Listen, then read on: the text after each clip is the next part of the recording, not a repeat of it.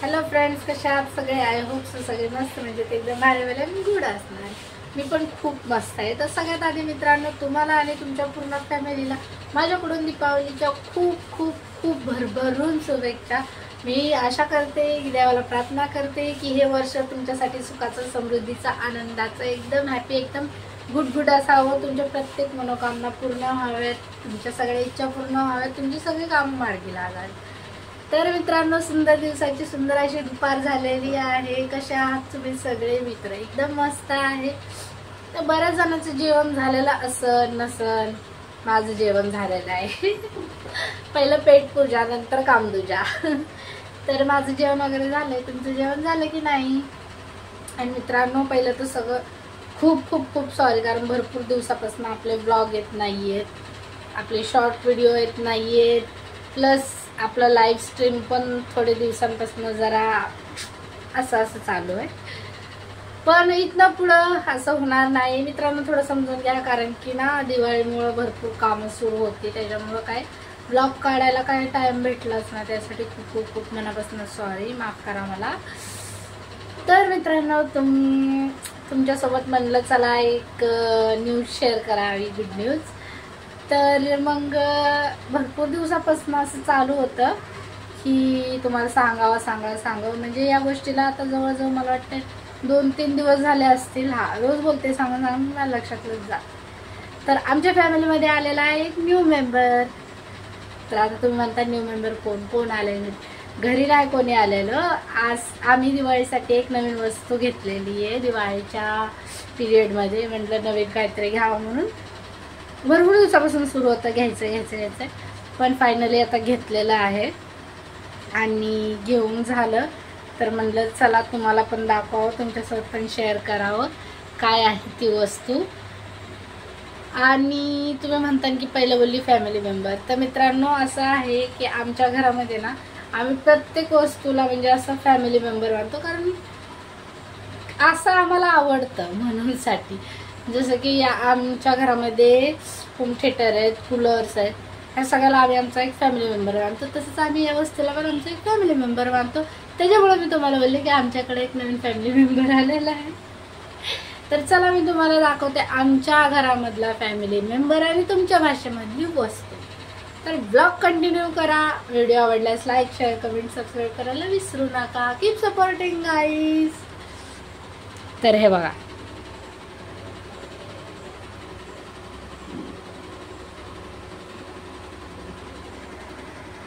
हे बघा, ही आहे ती वस्तू.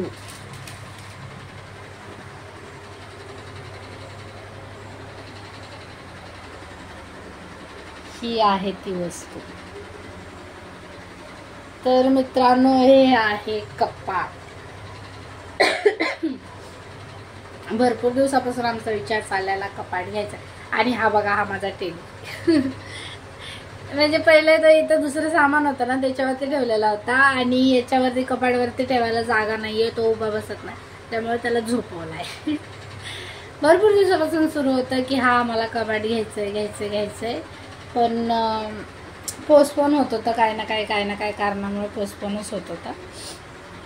तर म्हणलं चला, चांगला दिवाळीचा टायमिंग आहे, नवीन वस्तू काहीतरी घ्यावी म्हणून घेतलंय. बघा कसं वाटलं तुम्हाला आमचं कपाट? नक्की कपाट सांगा कसं वाटलं तुम्हाला. तर मित्रांनो, हे आहे आपलं फोल्डिंगचं कपाट आहे हे आपलं.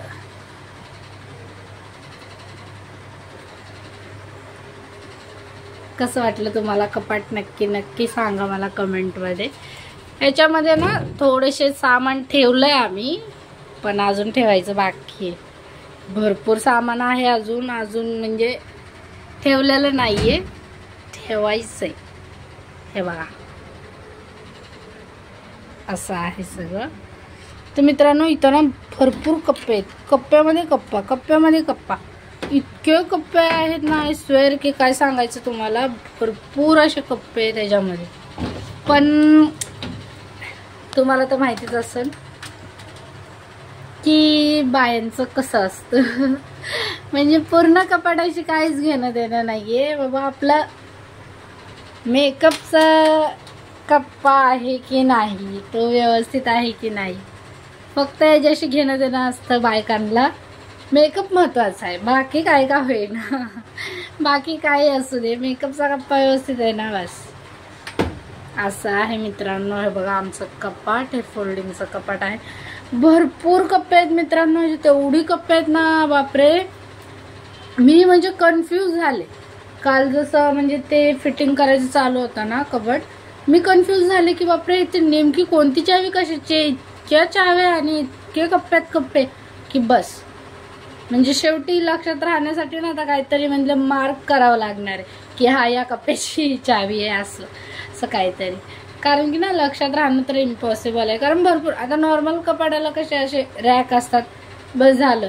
तसं ह्याच्या नाही, जर एका कप्प्यामध्ये दुसरा कप्पा, एका कप्प्यामध्ये दुसरा कप्पा, कप्प्यात कप्पे कप्प्यात कप्पे, बाप रे बाप, भरपूर कप्पे आहेत ह्याच्यामध्ये.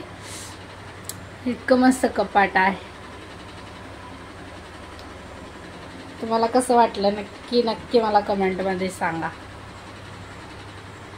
तुम्हाला आमचं कपाट आवडलं की नाही नक्की कमेंटमध्ये सांगायला विसरू नका. तर मित्रांनो, हे कपाट आम्हाला पडलेलं आहे 22,500. 22,500 असं हे कपाट आहे. हो, तुम्ही आता हे पण बोलताल की एवढं महागाचं असं तसं असं.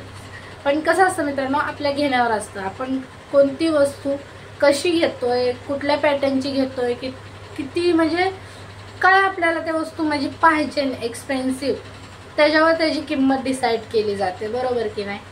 तर आता हे नवीन आलेलं आहे कपाट, त्याच्यामुळे आम्ही हे घेतलं नवीन पॅटर्नचं, कारण ह्याचं नाव आहे फोल्डिंगचं कपाट.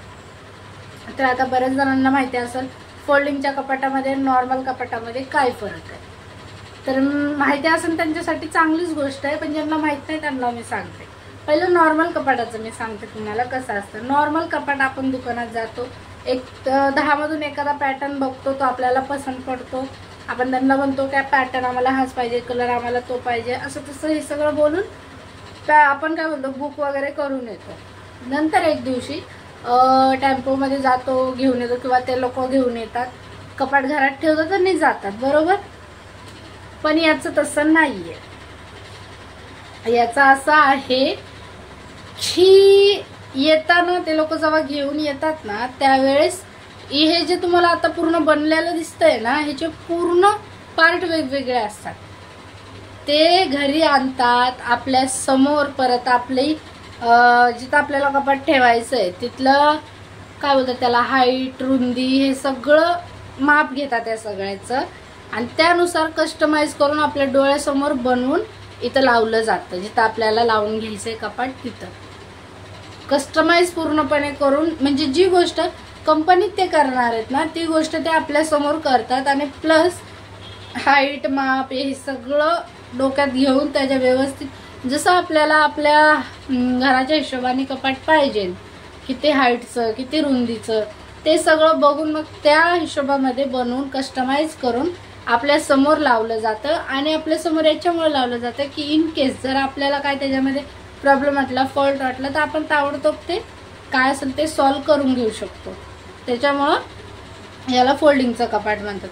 आणि आम्ही फोल्डिंगचं कपाट घेण्याचं एकच कारण आहे, कारण फोल्डिंगचं कपाट घेतलं ना मित्रांनो, त्याचा एक फायदा आहे की फायदा म्हणजे असा की म्हणजे आता आम्ही चाळीत राहतो, तर चाळीमध्ये काही घरं अशी मोठी नसतात, लय मोठी नसतात, किंवा गल्ल्या भरपूर मोठ्या नसतात, असं नाहीये. गल्ल्या छोट्या छोट्या असतात, घरं छोटी असतात, आणि काही जणांची घरं मोठी असतात पण गल्ली छोटी असते, शेड्या छोट्या असतात.